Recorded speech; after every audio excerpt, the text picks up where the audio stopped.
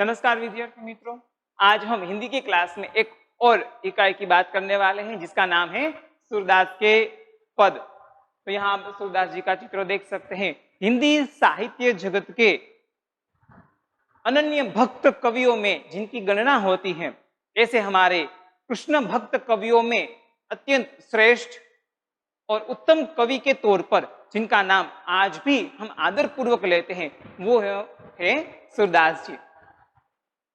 हिंदी साहित्य में सूरदास का जो अनन्य भक्ति भाव है, उनके जैसा भक्ति भाव आज के कवियों में कम देखने को मिला है। सूरदास, तो ये सूरदास जी के कुछ पद हमें आज सीखने हैं, पढ़ने हैं, समझने हैं। तो सबसे पहले उनके पदों में किस प्रकार की बातें आती हैं, उनके पद के माध्यम से हमें क्या शिक्षा मिलती है, उनकी भक्ति भावना कैसी है, उनमें कौन सा रस निरूपित है, उन्होंने कृष्ण की किस छवि का वर्णन किया है, आदि ढेर सारी बातें। और उनको कृष्ण भगवान अत्यंत प्रिय क्यों है, उनका भी एक कारण हमें इस पद के आधार पर जानने को मिल सकता है। तो चलिए आइए हम कृष्ण के बारे में जानेंगे सूरदास के नजरिए से। सूरदास के हिसाब से कृष्ण कैसे हैं, सूरदास जी ने कृष्ण का वर्णन किस प्रकार किया है। सूरदास जी ने श्री कृष्ण के छोटी से छोटी हर एक बात का इस प्रकार वर्णन किया है कि मानो स्वयं कृष्ण उनके सामने ही ये बाल चेष्टाएं करते हैं। बाल चेष्टाएं यानी कि जो बालक बाल सहज मनोभाव प्रकट करता है हमारे सामने, वो चेष्टाएं यहां हमारे सामने सूरदास जी ने हमारे सामने शाब्दिक तौर पर प्रकट की है। तो चलिए आइए हम इसमें किस प्रकार का वर्णन किया गया है उसके बारे में सबसे पहले हम जान लें।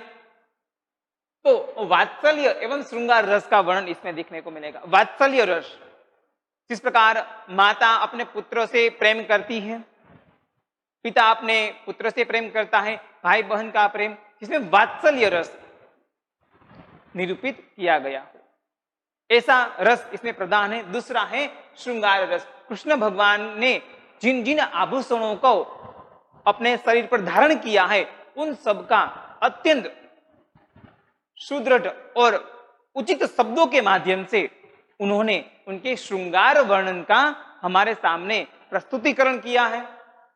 प्रस्तुत पद में सूरदास जी की अनन्य भक्ति भावना, उनके जैसा कृष्ण भक्त हिंदी साहित्य में और कोई हो सका नहीं है। उसका परिचय हमें इस दो अलग अलग पदों में देखने को मिल सकता है। उनका मन कृष्ण के अलावा और किसी देव को मानने को स्वीकार नहीं है।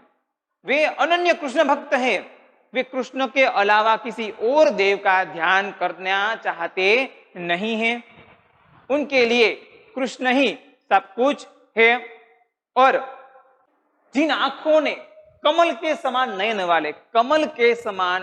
वाले यानी कि कमल नयन कृष्ण का दर्शन कर लिया हो,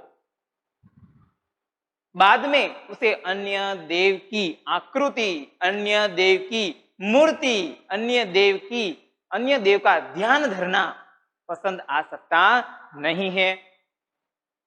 तो और देव की आराधना कैसे कर सकते हैं? आराध्य देव का गुणगान सुर ने किया है। अपने आराध्य देव यानी कि अपने इष्ट देव की बात यहाँ करते हैं। सबके इष्ट देव अलग अलग हो सकते हैं, तो यहाँ कृष्ण ने अपने सूरदास जी ने अपने आराध्य देव कृष्ण के ऊपर हमारे सामने यहाँ दो अलग अलग पद हमारे सामने रखे, जिनमें प्रथम पद में वात्सल्य की बात है, दूसरे पद में श्रृंगार रस की बात आती है। और दूसरे पद की बात करें, उसमें कृष्ण का मनमोहक वर्णन, मनमोहक यानी कि मन को हरने वाला, मनोहर, मन को पसंद आने वाला ऐसा सुंदर वर्णन हमारे सामने प्रस्तुत किया है, जिसमें बाल कृष्ण की चेष्टाएं, अलग अलग बाल कृष्ण की जो लीलाएं हैं।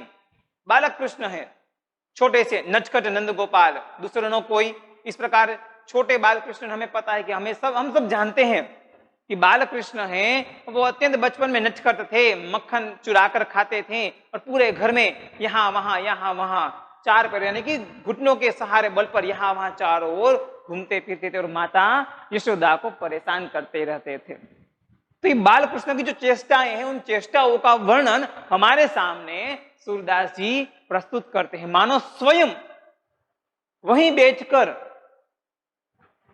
सामने बाल कृष्ण की चेष्टाएं हो रही हैं, उसका चित्र हमारे सामने यहां प्रस्तुत किया है।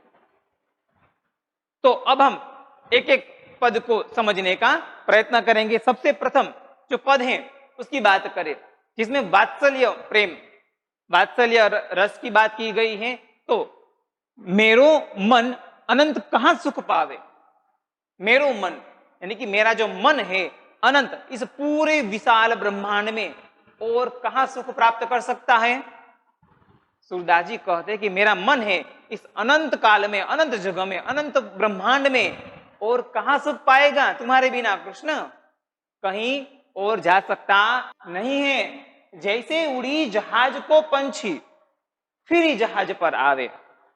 मान लीजिए बीच समुद्र में जहाज जा रहा है, तो उस जहाज का पंछी भागने की कोशिश करेगा, उड़ने की कोशिश करेगा, तो क्या होगा, चारों ओर पानी पानी ही है, कहीं बसेरा नहीं मिलेगा। तो थक कर हार कर उसे उड़कर वापस कहां आना पड़ेगा, उसी जहाज पर आना पड़ेगा जिस जहाज पर उसने उड़ान भरी थी। इसीलिए कहा ना सूरदास जी ने कि जैसे उड़ी जहाज को पंछी फिर ही जहाज पर आवे। अंत में थक हार कर उसे वहीं पर आश्रय मिलता। उसी प्रकार सूरदास जी कहते कि शायद मेरा मन अन्यत्र जा सकता है, लेकिन अंत में वो कृष्ण के सिवाय किसी के पास जा सकता नहीं है। कृष्ण के अलावा मेरे मन को और कोई शांत कर सकता नहीं है। इस प्रकार की बात वो हमारे सामने प्रस्तुत करते हैं। आगे कहते हैं कि कमल नयन को छांडी महात्म, और देव को ध्यावे। महात्म यानी कि महानता, ध्यावे यानी कि ध्यान करे। तो कमल नयन के छांडी, छांडी यानी कि छोड़कर,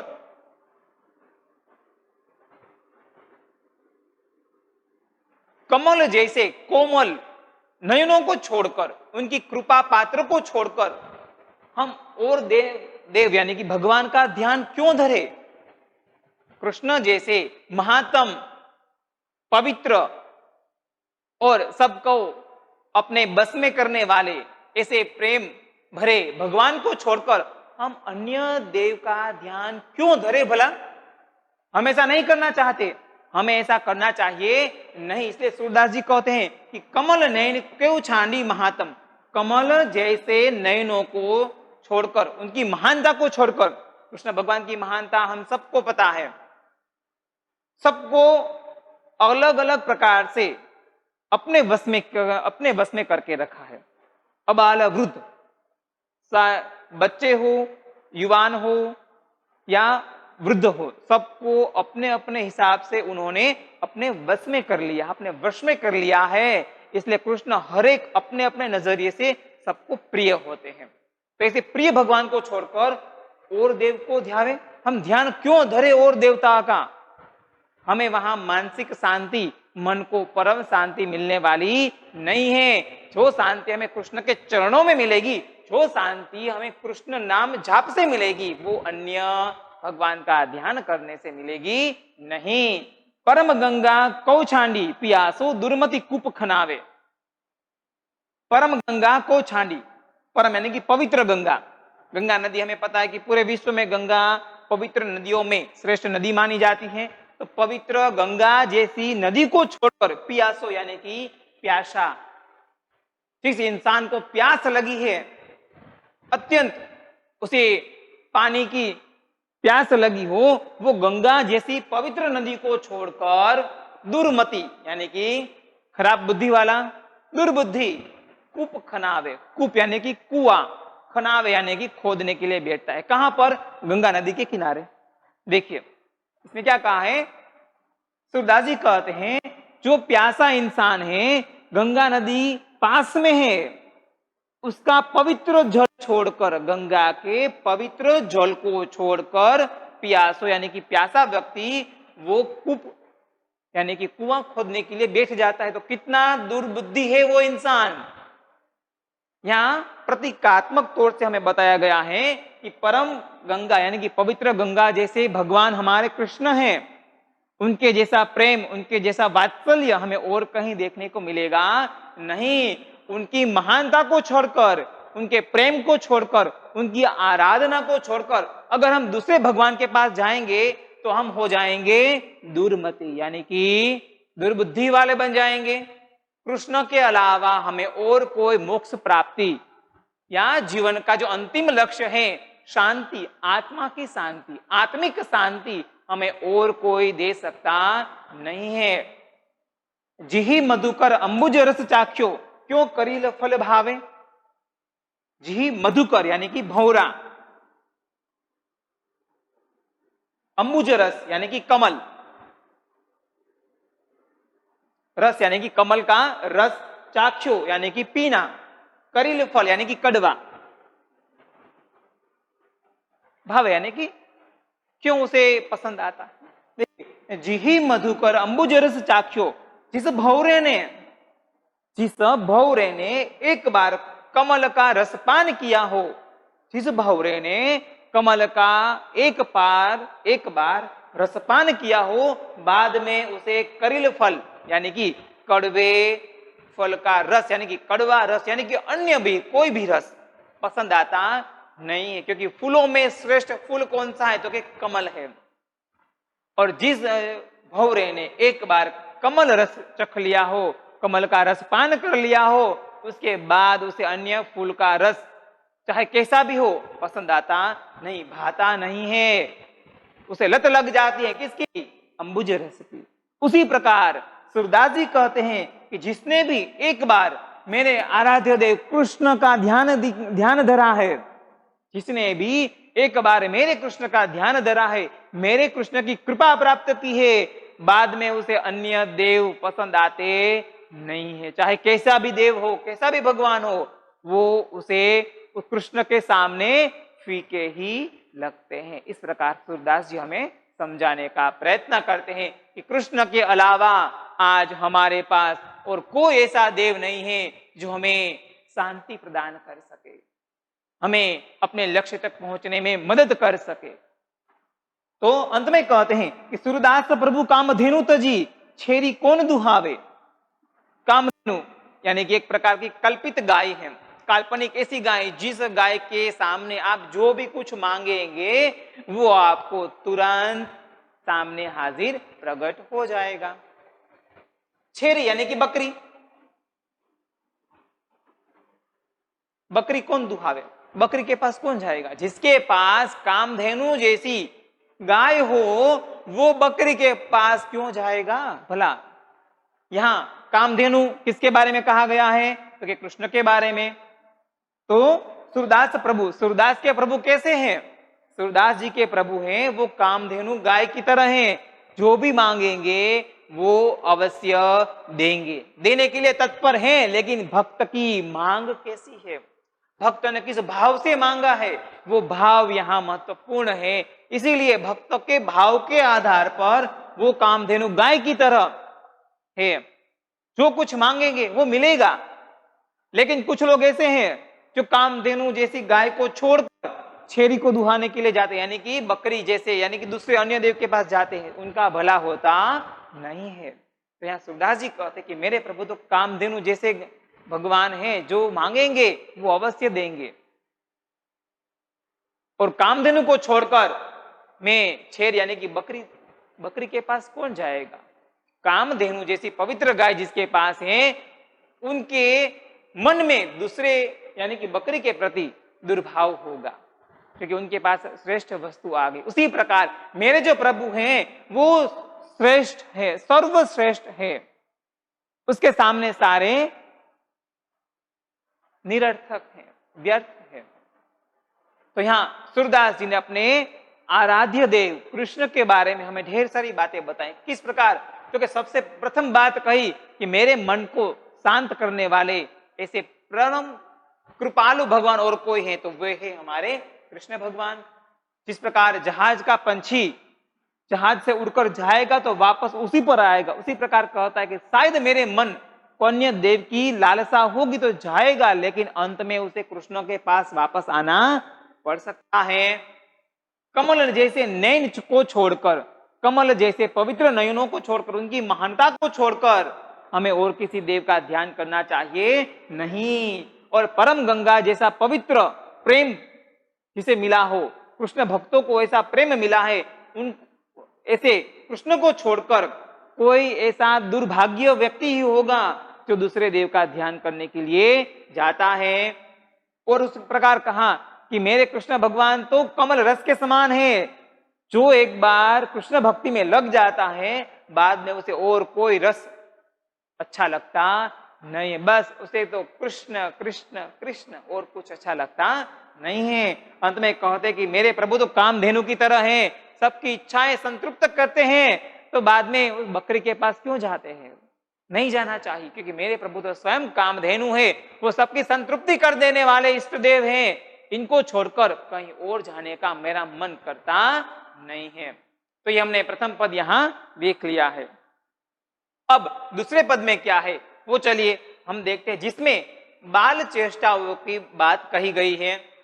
देखिए दो चित्र अलग अलग दिए हैं, जिसमें कृष्ण मक्खन खाते हुए नजर आते हैं, लेकिन छोटे से अभी चलना नहीं सीखा है, बस घुटने के सहारे चलकर घर में यहाँ वहां घूमते फिरते हैं, और जहां मक्खन देखा वहीं पर मक्खन पर लपक पड़ते हैं और गटक कर खा जाते हैं, यानी कि खाने का प्रयत्न करते हैं। दूसरे पद की बात करें तो शोभित कर नवनीत लिए, कर यानी कि हाथ, नवनीत यानी कि मक्खन। यहां चित्र में देख सकते हैं कृष्ण भगवान ने हाथों में मक्खन पकड़ कर रखा है, यानी कि शोभित कर नवनीत लिए, शोभित यानी कि सुंदर लग रहे हैं। कृष्ण भगवान अपने हाथों में मक्खन का पिंड लेकर जो यहाँ बैठे हुए हैं, विराजमान है, वो अत्यंत कितने नचखट लग रहे हैं, कितने सुंदर लग रहे हैं। देखिए चित्र में भी अत्यंत अच्छे लग रहे हैं। तो मेरे जो प्रभु हैं उनके हाथों में मक्खन का जो पिंड है वो अत्यंत सुंदर लग रहा है। शोभित कर नवनीत लिए, कुटुरुनी चलन रेणुतन मंडित मुख दुधि लेप किए।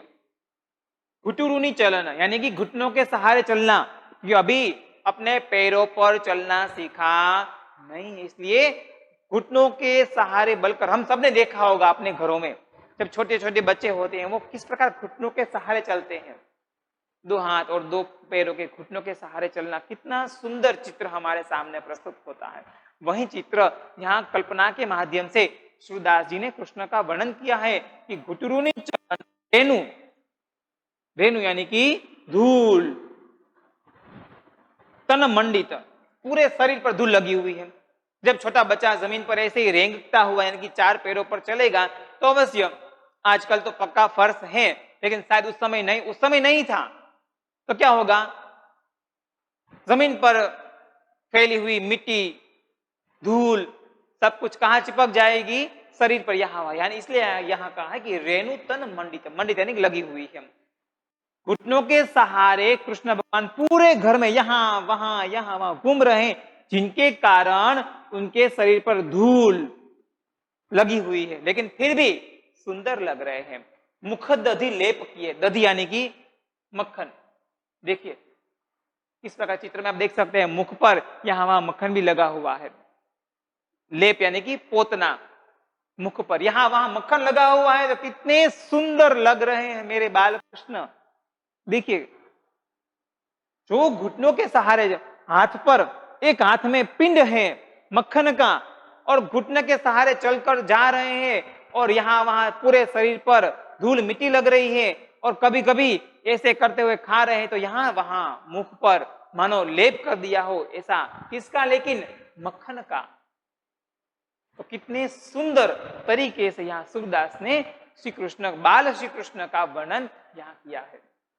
चारु कपोल लोल लोचन गोरोचन तिलक दिए, चारु कपोल, चारु यानी कि सुंदर, कपोल यानी कि कपाल, कपाल अत्यंत विशाल है, मस्तक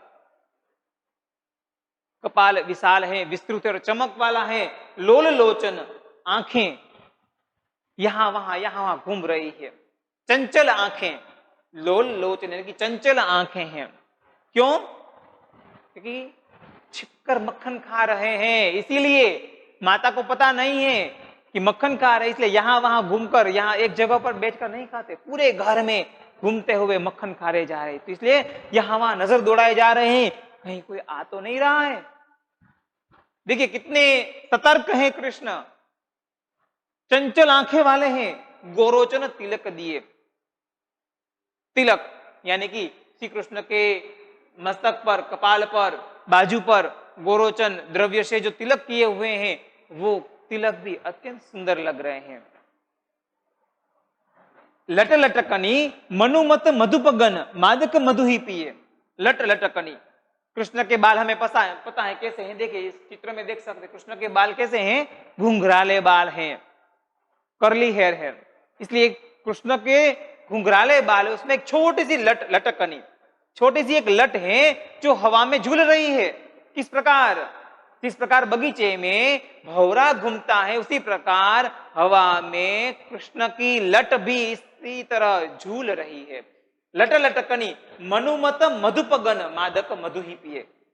भगवान की जो लट है, बालों का एक छोटा सा गुच्छा कृष्ण भगवान का, वो किस प्रकार दिखाई दे रहा है? मनुमत मानो मधुपगन, जो भौरा है वो रसपान करते हुए, मादक रसपान करते हुए पूरे बगीचे में, पूरे उद्यान में यहां वहां गूंजता फिरता चला जा रहा है हवा में। उसी प्रकार भगवान की जो लट है वो इसी प्रकार हवा में झूल रही है, मानो बगीचे में कोई भौरा यहां वहां झूम रहा हो। मादक यानी कि नशायुक्त पदार्थ, और भौरे को नशायुक्त पदार्थ कौन सा मिलेगा? हमने आगे देखा था, कमल रस उसके लिए श्रेष्ठ रस है। इसलिए मानो वह कमल रस पीकर यहां वहां घूमता फिरता है। मधु ही पिए यानी कि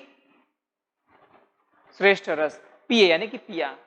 मादक रस जिसने पिया हो वो यहां वहां डोलता हुआ, चारों ओर घूमता हुआ फिरता है। उसी प्रकार भगवान कृष्ण की छोटी सी लट हवा में इसी प्रकार झूल रही है। कितना सुंदर वर्णन है। कठुला कंठ, कठुला की माला पहनी है। कंठ यानी कि गला, गले में कठुले की माला पहनी है। ब्रज केहरी नख, ब्रज यानी कि बाघ, बाघ नखा, बाघ का नख पहनने की प्रथा थी उस समय, तो ताकि नजर न लगे, तो बाघ नखा पहना है। राजत रुचि रही है, राजत यानी कि सुंदर, सुशोभित, गले में जो जो अलंकार पहने हैं, जिस अलंकार से उनका गला सुशोभित किया गया है, वो रुचि रही है यानी कि सुंदर लग रहे हैं, जो सुशोभन किया हुआ है। देखिए क्या क्या है, क्योंकि चेहरे पर यहां वहां मक्खन लगा हुआ है, हवा में लट यहां वहां झूल रही है, गले में 3-4 एक कठुला कंठ की माला पहनी है, बघनखा पहना है, जिसे शायद नजर न लगे इसके लिए पुराने समय में बांधा करते थे या पहनाया करते थे बघनखा, तो वो पहना है। कि सारे जो सुशोभन के श्रृंगार हैं वो अत्यंत सुंदर लग रहे हैं। धन्य सुर एको पल यही सुख का सतकल्प जिए। धन्य सुर एको पल यही सुख। सूरदास जी कहते कि बस इस एक पल, कौन सा पल? यहाँ यानी कि ये जो चित्र है, इस चित्र को हमें एक बार देखने की आवश्यकता है। बस सूरदास जी की यही इच्छा थी कि बस एक पल, इस एक पल को मैं देख लूं अपने आंखों से, उसके बाद मुझे सतकल्प यानी कि 100 कल्पों तक जीने की आवश्यकता नहीं है। मुझे 100 कल्पों तक जीने की आवश्यकता नहीं है। तो यहाँ सूरदास जी है वो अपने आराध्य देव के बारे में हमें बताने का प्रयत्न करते हैं कि किस प्रकार वो छोटे स्वरूप में भी सबको अपने ओर आकर्षित करते हैं, और अपने हिसाब से वो सबको, अबाल वृद्ध सबको कितना कितने प्रेम पूर्वक बात करते हैं, कितने प्रिय लगते हैं, ये बात हमने देखी। अब सूरदास हैं वो कहते हैं कि घुटनों के सहारे चलकर यहां वहां घूमते फिरते हैं, हाथ में मक्खन का पिंड है, और कभी कभी मक्खन मुंह पर भी लग जाता है और उनका जो कपाल है, मस्तक है, अत्यंत सुंदर लग रहा है, जिसमें बड़ी बड़ी आंखें, चंचल आंखें हैं और गोरोचन तिलक किया हुआ है, साथ में गोरोचन द्रव्य का तिलक मस्तक पर, बाजूबंद पर किया गया है और हवा में मानो लट इस प्रकार झूल रही है, मानो कि कोई भंवरा है, नशायुक्त पदार्थ पीकर यहाँ वहां बगीचे में घूमता है, इस प्रकार यहाँ वहां वो लट भी घूम रही है। कठुलाकंठ की माला पहनी है, ब्रज का यानी कि बाघ नखा पहना हुआ है, जो भी पहना हुआ है यानी कि जो सुशोभन की सारी चीजें कृष्ण ने पहनी है वो अत्यंत सुंदर लग रही है। सूरदास जी कहते बस मुझे इस एक पल के दर्शन अगर हो जाए तो मुझे 7 कल्प, 7 यानी कि 100 कल्पों तक जीने की आवश्यकता नहीं है, बस मुझे बस इस एक पल के दर्शन हो जाने चाहिए। तो यहाँ पर हमने सूरदास के पद, तो यहाँ पर हमने कृष्ण के दोनों पद देख लिए सूरदास जी के। अब आपके लिए एक छोटा सा स्वाध्याय है जो आपको अपने एफबी में लिखना है। स्वाध्याय में देखिए ये एक एक वाक्य के प्रश्न हैं और नीचे दो गए विस्तार पूर्वक प्रश्नों के उत्तर आपको लिखने हैं, ठीक है।